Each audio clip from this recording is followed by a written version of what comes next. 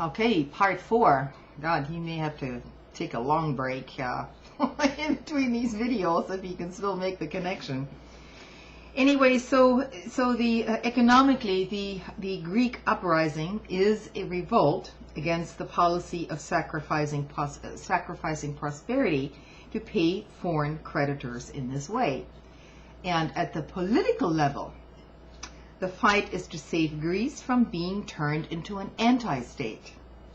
The classical definition of a state or government is the ability to levy taxes and to basically issue money, to have control over their own economy, that is. The Greek government is being directed to act on behalf of bank capital, and indeed that of foreign countries to engage in asset stripping, not to promote long-term growth.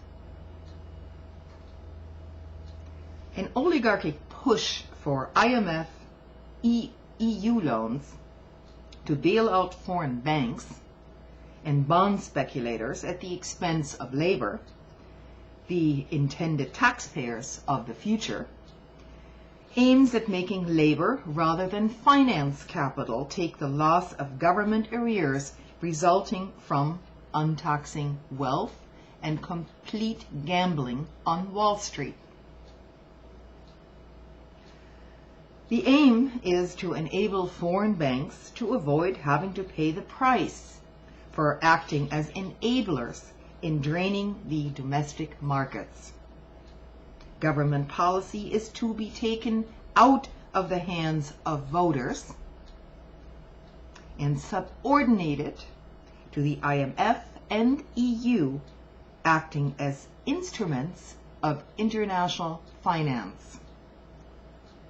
And remember, the EU and the IMF bureaucracy is not an elected body, and of course needs fed here in the United States.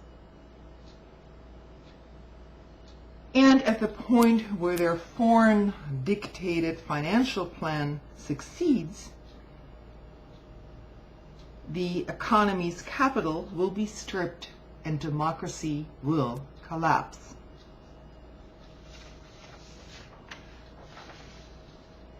The EU loan via the IMF is thus an exercise in naked neo-colonialism. That evidently is what the stock markets around the world anticipated when they soared on Monday morning at the news of Europe's trillion-dollar bailout.